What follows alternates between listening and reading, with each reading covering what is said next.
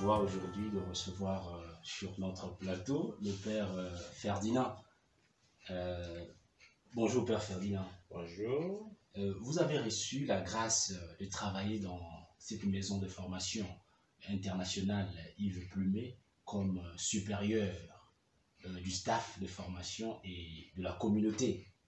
Alors, avant votre nomination comme provincial, vous avez longtemps travaillé et maintenant, la congrégation vous donne de nouvelles responsabilités.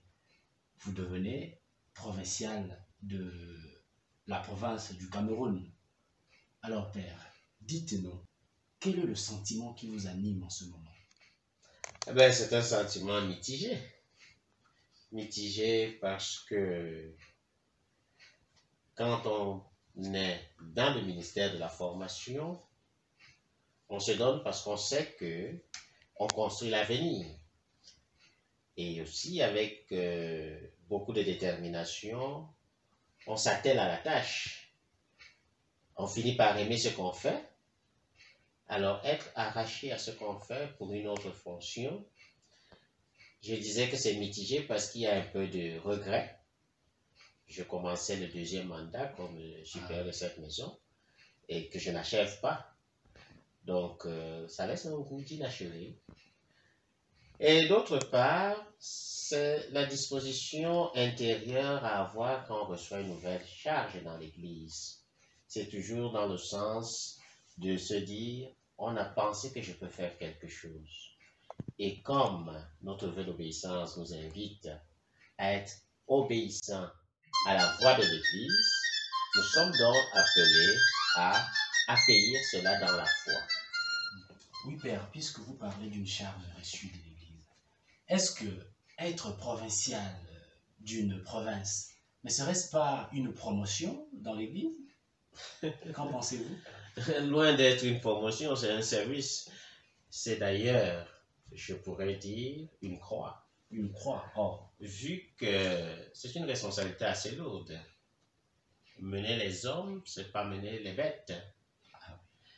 Et comme me disait quelqu'un, dont je tais le nom, que son père était berger.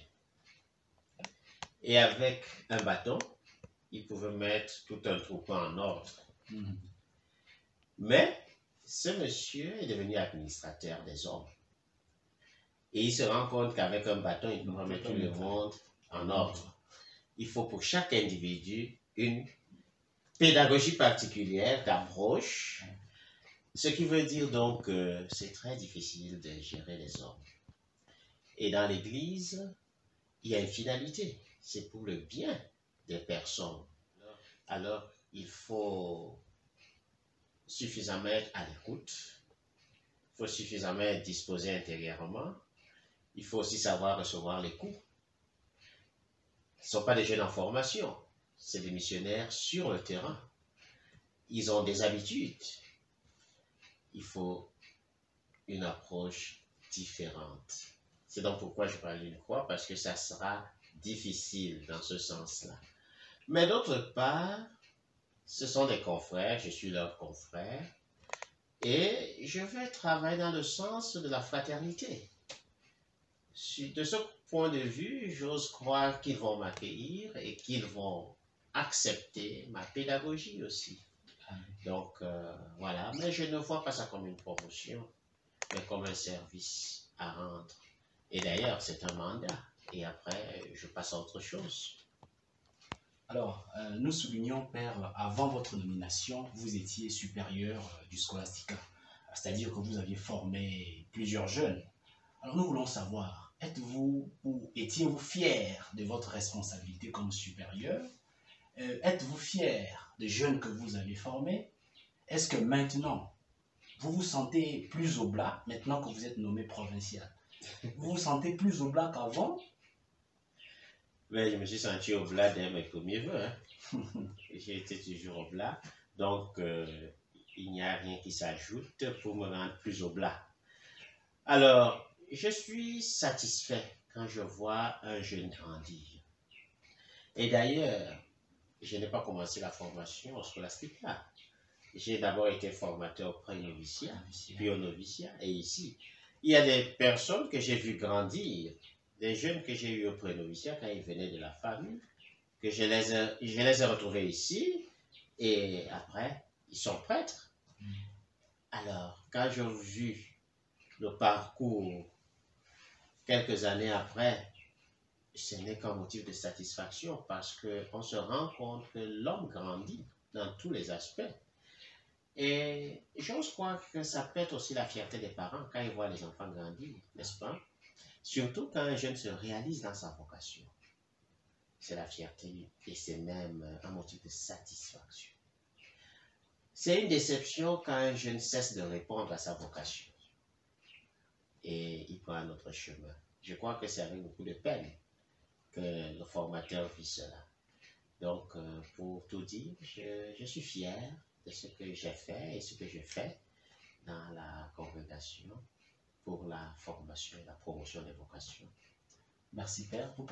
Puisque vous parlez de la promotion des vocations, soulignons que la province du Cameroun a déjà dépassé la barre de 200 oblats. Alors vous, comme provincial, ne pensez-vous pas que cela est une charge ou une dépense énorme pour la congrégation? Tout dépend du point de vue qu'on a. Si on est attaché au matériel au sens strict du terme, on peut penser que c'est une dépense inutile. Mais si on sait pour quelle finalité ces jeunes s'engagent, on peut se dire que ce n'est pas une dépense. Au contraire, c'est un investissement. Un investissement pour un bien suprême. Ce sont des missionnaires. Ils auront pour mission porter la bonne nouvelle. Et justement, nous répondons au mandat du Seigneur, porter la bonne nouvelle jusqu'aux extrémités de la terre. Et pour cela, on a besoin des missionnaires. C'est donc une satisfaction, c'est un investissement. Et d'ailleurs, la plupart du temps, ce sont des personnes qui aident aussi pour cette formation. Et si ces personnes sont suffisamment généreuses pour accompagner la formation, c'est parce qu'elles croient en la finalité. Et nous n'avons qu'à coopérer à la volonté de Dieu. D'ailleurs, nous disons vocation qui signifie appel. Et qui appelle? C'est le Seigneur. Et nous sommes donc convaincus que le Seigneur continue d'appeler. Et plus il appelle, plus il donnera les moyens pour former ces jeunes qu'il appelle. Il ne peut pas appeler pour que les jeunes dépérissent parce qu'il n'y a pas les moyens pour les former. Non, je suis plutôt convaincu que c'est une œuvre bonne et que le Seigneur accompagne cette œuvre. Ce n'est pas une dépense inutile. Merci Père pour votre conviction et que le Seigneur accompagne cette œuvre. Rappelons que le Père Ferdinand, ici présent, sera installé provincial au mois d'octobre, Père. C'est le 19, le 12, le 21 octobre à Ngaoundéré. Garoua, à Garoua. Merci Père pour votre disponibilité. Merci. Et que le Seigneur vous assiste. Merci. Alors, pour la suite, je confie tout au Seigneur.